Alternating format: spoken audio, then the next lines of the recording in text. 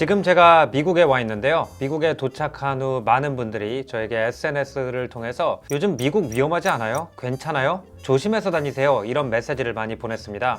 그도 그럴 것이 작년부터 미국에서 많은 총기 난사 사건에 대한 뉴스가 한국에서 끊임없이 보도가 됐고요. 몇 달 전에는 한국인 승무원이 로스앤젤레스에서 피습을 당하기도 했고, 또 최근에는 시애틀 등지에서 한인 가족들이 무차별 총격 사건의 피해자가 되기도 했기 때문에 많은 분들이 요즘 미국의 치안이 많이 나빠지지 않았나 라고 생각을 하고 계시는 것 같아요. 필라델피아의 캥징턴가 같은 경우에는 거리 하나가 중독자들에 의해서 완전히 점거당한 모습이라든지, 샌프란시스코의 텐돌로인에 마치 난민촌을 방불케 하는 홈레스들의 텐트촌이 생긴 모습들을 보면서 미국 망하는 거 아니야? 이제 사람 살 곳이 아닌 거 아니야? 라는 생각을 하는 분들이 많은 것 같습니다. 미국 언론에서도 요즘 미국 도시들이 옛날에 비해서 위험해졌다, 또는 치안이 안 좋아졌다라는 의견과 사실은 그렇지 않다라고 반박하는 의견들이 많이 있었습니다. 미국 도시 치안에 대한 여러 가지 연구 결과와 기사를 쭉 읽어보면 미국의 치안 문제에 대해서 조금 더 객관적으로 알 수 있을 것 같아서 오늘 컨텐츠 준비해봤습니다. 미국에서의 도시의 안전 그리고 치안이 굉장히 민감한 사회 정치적 문제로 떠오르고 있기 때문에 미국의 대표 정책연구원 중에 하나인 브루킹스 인스티튜트에서 사람들이 체감하는 도심 안전 그리고 실제 범죄 수치를 비교해서 분석한 기사를 지난 4월 3일에 발표를 했어요. 일단 이 기사의 앞부분을 보면은 여러 미국 도시에 살고 있는 사람들이 인터뷰를 쭉 이렇게 기재를 해놨습니다. 예를 들어서 시애틀에 살고 있는 한 시민은 공공장소에서 안전 치안에 대한 우려, 마약 사용, 정신 이상자 출몰들을 경험하면서 이런 경험들이 사무실로 돌아가는 것에 가장 큰 장애가 되고 있다라고 얘기를 했습니다. 팬데믹 이후로 어떤 기업들은 직원들한테 이제 출근을 시작하라라고 했는데 도심이 옛날에 비해서 너무 위험해져서 사무실로 가는 길에 마약 사용이나 정신 이상자 출몰 같은 경험을 겪으면 나 진짜 사무실 가기 싫다 라는 정신적 장애물이 된다라고 얘기를 하고 있습니다. 이런 의견은 다른 도시에서도 나오고 있는데요. 예를 들어서 필라델피아의 한 주민은 브루킹스 인스티튜트와의 인터뷰에서 이렇게 대답했습니다. 사람들은 겁을 먹었어요. 길거리 걷는 것을 무서워하죠. 우리 캠퍼스에서 길 건너편에 원격 근무가 끝난 첫날 일하러 가던 여성이 주먹에 맞아 쓰러진 사건이 있었습니다. 또 시카고에서 지하철을 타고 출퇴근을 하는 걸로 보이는 한 주민은 이렇게 얘기를 했습니다. 레드라인, 블루라인을 타고 출퇴근하는 경험은 옛날에 비해 아주 나빠졌어요. 마약 사용, 흡연, 더 나쁜 것도 많이 보게 됩니다. 그러면서 이 기사는 이렇게 결론을 냅니다. 도시의 상업지구에 실제 범죄가 늘었던 그렇지 않던 범죄에 대한 일반 사람들의 공포는 확연하게 늘어났다. 즉 체감 치안이 안 좋아진 것은 사실이다라는 거죠. 워싱턴 포스트에 작년 12월 1일에 나온 기사를 봐도 자기가 원래 일하고 자주 다니던 도시에 대해서 오랜만에 갔을 때 부정적인 의견을 표현한 인터뷰 내용이 많습니다. 한 인터뷰 대상자는 타임즈 기자에게 이렇게 말했다. 그들이 돈을 준다 해도 나는 시내에는 안 갈 겁니다. 또 다른 사람은 뉴욕이 범죄에 소굴이었던 최악의 시기가 돌아온 것 같다고 했다. 이것은 사실과 다르다 이렇게 얘기를 했습니다. 뉴욕이 범죄에 소굴이던 최악의 시기라는 건 주로 1980년대 말 그리고 1990년대 중반까지를 얘기하고요. 그 당시의 뉴욕은 영화 조커 역사 배경 설명에서 제가 얘기했던 그런 뉴욕이었어요. 브루클린이나 브롱스의 일부 지역은 아예 경찰도 들어가지 못하던 그런 시기가 있었죠. 그래서 뭐 그 당시에 팀 버튼이 만든 배트맨에 나온 가담시티라든지 Escape from 뉴욕에서 뉴욕이 범죄자의 소굴이기 때문에 탈출을 하려고 그러지만 중앙정부가 뉴욕을 봉쇄해가지고 나오기 어려워진 상태가 된 이런 내용, 그런 영화가 나올 정도로 도심 치안이 안 좋던 게 90년대였기 때문에 이제 이 기사에서는 사람들의 체감 치안이 안 좋더라도 그런 영화가 나오던 시절만큼 좋지 않다는 것은 사실이 아니다라고 팩트 체크를 한번 해주고 있습니다. 텍사스에서 선거에 출마한 한 정치 후보는 9월에 이렇게 발언했다. 내 아이들을 데리고 가도 되겠다 싶은 정도의 안전을 가진 대도시는 하나도 없습니다. 놀라운 발언이죠. 하지만 여기서 뭐라고 못 받고 있냐면 놀라운, 하지만 많은 사람들이 공유하는 감정이다.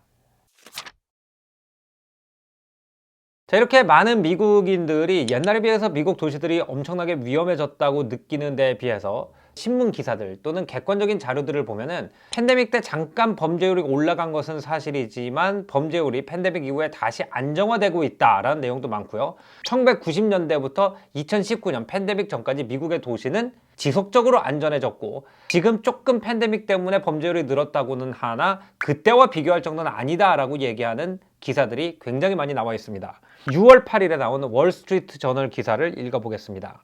지역 정부 자료들에 의하면 올해 현재까지 미국에서 가장 인구가 많은 10개 도시 중 9개에서 작년 같은 기간에 비해 사살 사건이 12% 감소했다. 특히 이 중 6개 도시에서 살인 사건의 숫자가 감소했는데 로스앤젤레스는 27%, 휴스턴에서는 22%, 필라델피아는 16% 살인율이 감소했다라고 썼습니다. 필라델피아는 요즘 치안이 안 좋아진 걸로 많이 언급이 되는 도시입니다. 특히 우리나라 뉴스에서도 필라델피아의 마약 중독자들의 일종의 촌처럼 된 켄징턴 스트릿의 모습이 많이 보여지기도 하죠. 필라델피아는 2021년에 562건의 살인을 기록했다. Record 562 homicide라고 되어 있으니까 거의 필라델피아 기록이었던 것 같습니다. 아울러 경찰청장의 말로는 팬데믹 초기에 학교와 법원 등이 문을 닫은 것과 경찰 예산을 삭감하라라는 시위 등이 순찰에 영향을 준 결과라고 했다. 필라델피아 경찰청장의 성이 무법자입니다.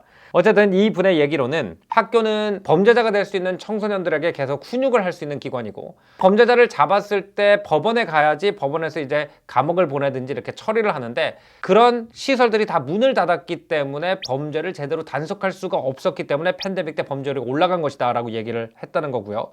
두 번째는 이제 경찰 예산을 삭감하라 라는 시위가 영향을 줬다라고 하는데 몇 년 전에 조지 플로이드라는 한 시민이 이제 경찰이 검거를 하는 과정에서 사망을 하게 되면서 경찰의 돈을 다 뺏어라 라는 시위가 미국을 휩쓸기도 했습니다. 그래서 그런 상황에서는 경찰이 제대로 법의 방패 역할을 할 수 없었다라고 하소연하고 있는 거죠.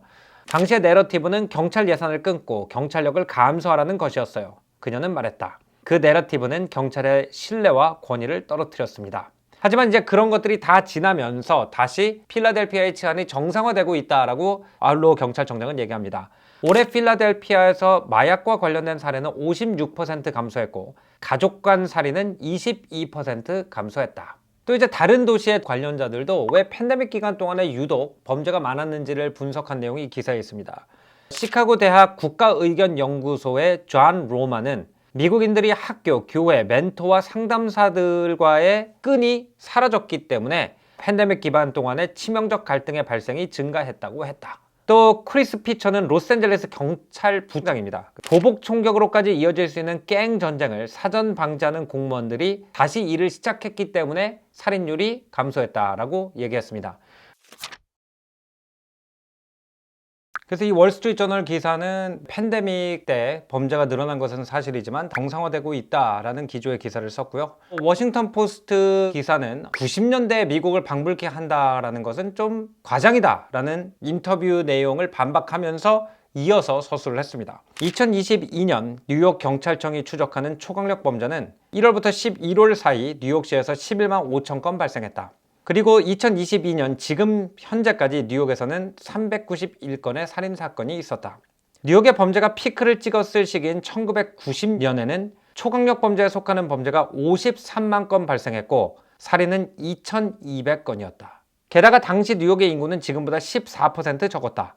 뉴욕의 범죄가 증가한 것은 사실이나 이전에는 훨씬 심각했다. 그렇다면 의문이 생길 수밖에 없다. 왜 그렇게 많은 사람들이 뉴욕과 다른 도시들이 절망적으로 위험해졌다고 생각할까? 많은 실제로 뉴욕에 거주하고 있는 사람들도 옛날보다 뉴욕이 더 위험해졌다고 느끼는데 이 데이터가 맞나? 라고 생각을 해서 뉴욕시 정부 범죄 데이터베이스에 들어가 봤습니다. 들어가 봤더니 2000년부터 쭉 뉴욕의 강력 범죄율이 정리가 돼 있는데요. 특히 뉴욕시에서 일어난 살인을 보면은 2000년에 뉴욕에서 약 600건의 살인이 일어났습니다. 2000년에서 2019년 사이에 뉴욕이 급격하게 안전해졌어요. 그래서 살인율이 반으로 줄어들었습니다. 2021년에 다시 늘어나서 올라갔다가 다시 떨어지고 있는 추세인 거죠.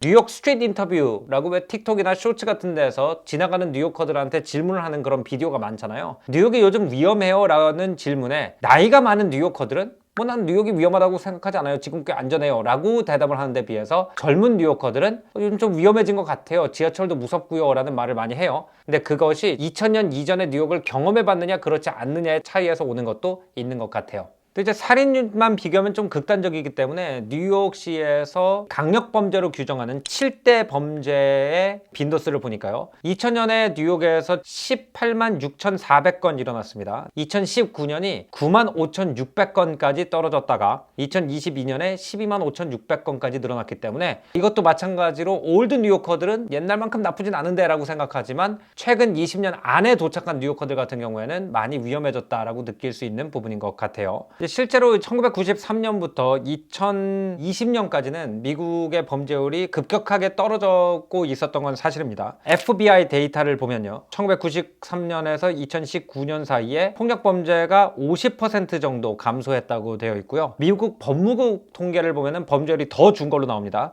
1993년에서 2019년까지 폭력범죄는 74% 그리고 재산범죄는 71% 감소한 걸로 나옵니다. 이 그래프를 보면 굉장히 드라마틱하게 줄어들고 있는 걸 볼 수가 있는데 기간이 지나고 나서 범죄율이 올라가기 시작하니까 팬데믹 기간 동안에 야 다시 그때로 돌아가는 거 아니야 라는 인식이 있는 것도 같아요.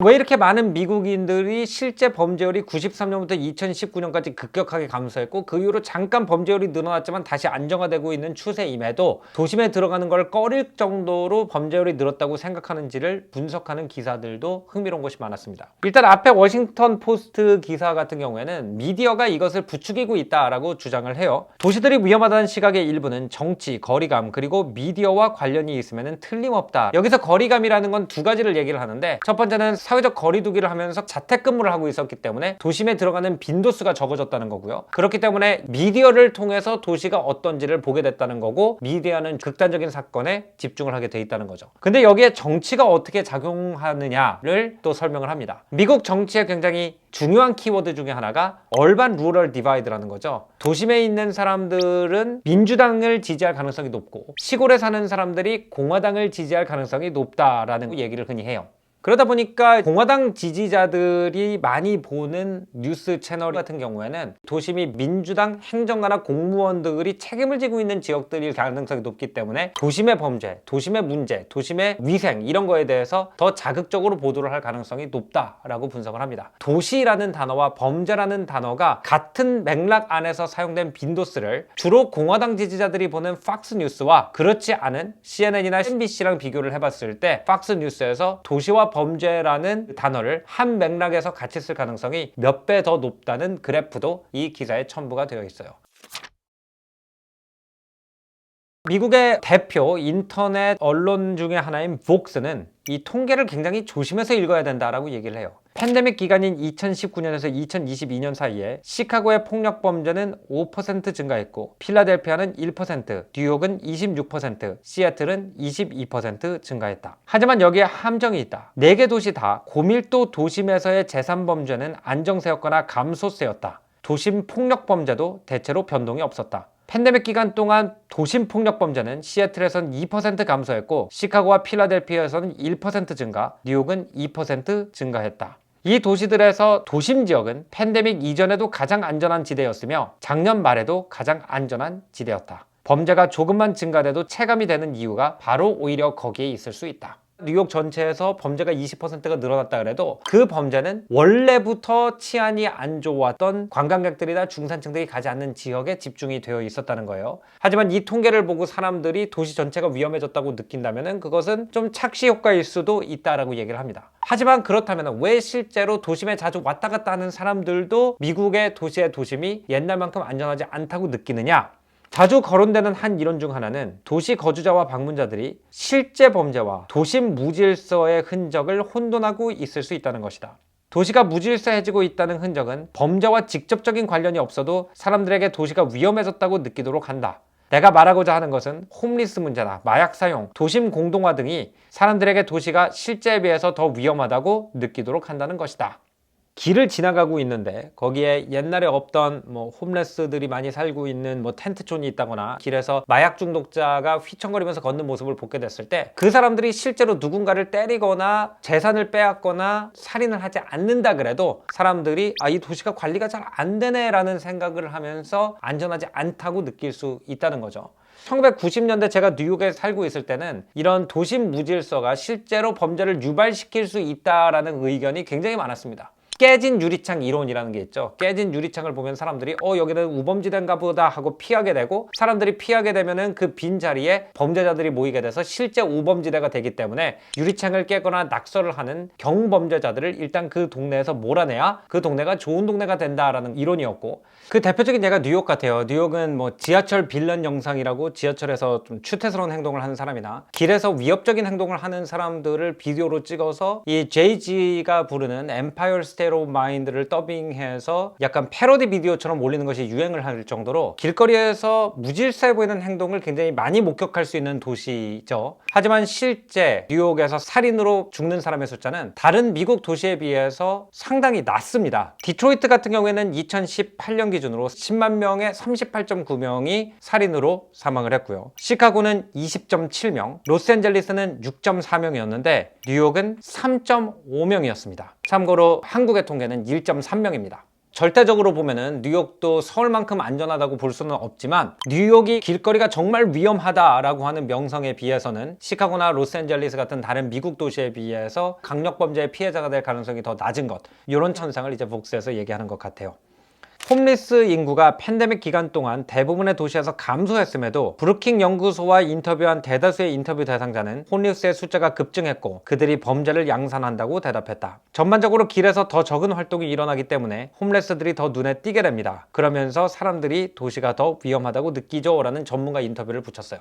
많은 사람들이 바쁘게 지나다니면서 일상적인 생활을 살고 있으면 그 중간에 홈레스가 몇 명 끼어 있어도 도시가 정상적으로 보이지만, 그 사람들이 팬데믹 때문에 자택근무를 하고 있으면 홈레스만 남기 때문에 도시 전체가 홈레스의 도시가 된 것처럼 느껴지고, 그러면 사람들이 더 안 다니게 되고, 그러면서 도시는 더 위험해 보이고, 그럼 또 사람들이 더 안 다니고, 점점 도시가 실제로 악화되는 것을 많은 기사에서 Urban Doom Loop이라고 불러요. 그러면서 이 복스에서는 지금 시급한 것은 자꾸 도시가 얼마나 위험해졌는지에 대해서 얘기를 하는 것이 아니라 어떻게든 조속히 사람들을 다시 도시로 불러 들어와서 이 도심을 북적북적하게 만드는지다 라고 얘기를 합니다. 또 이렇게 도심 지역에서 일어나는 범죄나 지하철 빌런 같은 활동에 집중을 하게 되면은 경찰력이라든지 행정이 그쪽으로 빠지게 되면서 막상 많은 범죄가 일어나고 있는 외곽 지역에 신경을 못 쓰게 된다라는 의견도 많아요. 아까 제가 인용했던 브루킹스 인스티튜트의 한 인터뷰인은 이렇게 대답했습니다. 흑인과 갈색 인종이 사는 지역을 보면 그들은 다운타운에 살지 않죠. 도심 지역은 경제력이 높은 부유한 커뮤니티예요. 다운타운에서 범죄가 일어나면 사람들이 집중하게 되는 이유죠. 타임스퀘어에서 무슨 일이 일어나면 부유층들이 자기 일처럼 느끼니까요. 타임스퀘어 같은 곳은 워낙 많은 중산층들, 관광객들이 돌아다니고, 거기서 사건이 일어나면 또 많은 사람들이 리액트를 하고 비디오를 찍어 올리고 사람들의 시선이 집중이 되고, 오히려 진짜 범죄율이 높은 지역을 제대로 순찰을 할 수 없는 상황이 될 수도 있다라는 내용도 이 기사에 있습니다.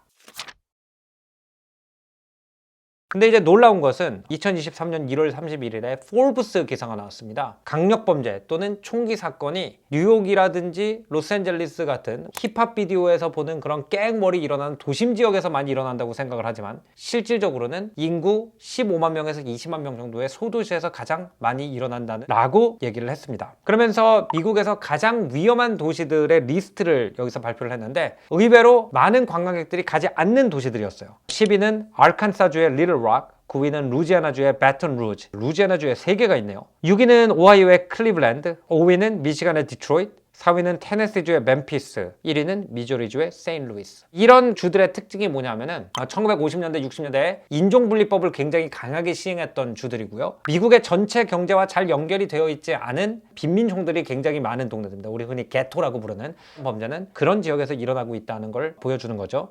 그리고 미국의 제일 안전한 도시의 리스트를 뽑아보면은 한국인들이 많이 가는 대도시 중에 하나는 보스턴이 미국에서 10번째로 안전한 대도시였고요. 뉴욕이 미국에서 5번째로 안전한 대도시였고, 미국에서 가장 안전한 대도시는 하와이의 호놀룰루였습니다.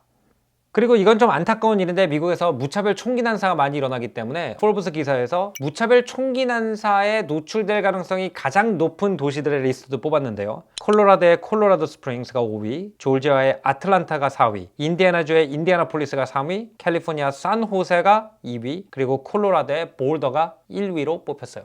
우리 눈에 볼 때 위험해 보이는 사람들이 많은 지역에서 내가 범죄나 위험에 노출될 가능성이 높다라고 생각을 하지만 실제로 많은 사람들이 도심 지역이 위험해졌다고 생각하는 이유도 유동인구가 줄어서 그랬던 거고, 도시 하나 안을 봤을 때도 어디서 범죄가 많이 일어나는를 보면은 걸어다니는 사람이 적은 외곽 지역에서 많이 일어나고, 또 미국의 도시들을 쭉 리스트업을 했을 때 어떤 도시가 위험하나라고 그러면 행인이 많은 뉴욕이나 보스턴 같은 대도시보다 차를 타고 다니는 사람이 많고 길거리에 사람이 없는 중부에 있는 도시들에서 강력범죄가 많이 일어났다는 거죠.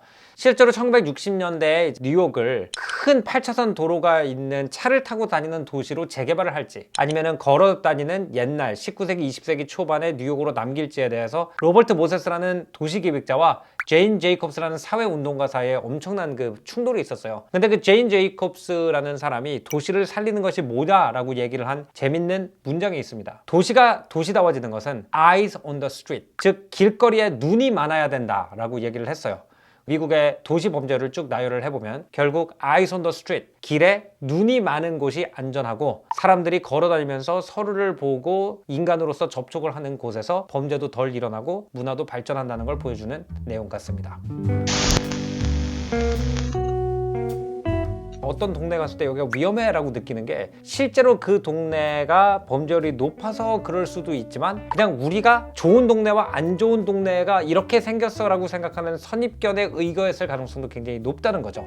내 감각에 의존하기보다는 실제로 그곳이 어떤 곳인지를 잘 알아보는 것이 더 중요하다는 생각이 들었습니다. 또 하나는 이제 이 복스 잡지에서 말한 것처럼 어떤 지역이 위험하다라고 사람들 사이에 소문이 돌기 시작하면 사람들이 안 가게 되고 그 거리가 공동화되고 실제로 그 지역의 범죄율이 늘어나는 것처럼 우리가 사람들의 얘기를 어떻게 받아들이고 어떻게 행동하는지가 현실을 바꿀 수 있다라는 것도 굉장히 중요한 내용 같았어요. 오늘 조핑턴 포스트는 여기서 마무리하겠습니다. 다음번에는 더 재밌는 세계 이슈 이야기로 여러분 찾아뵙겠습니다. 안녕히 계십시오.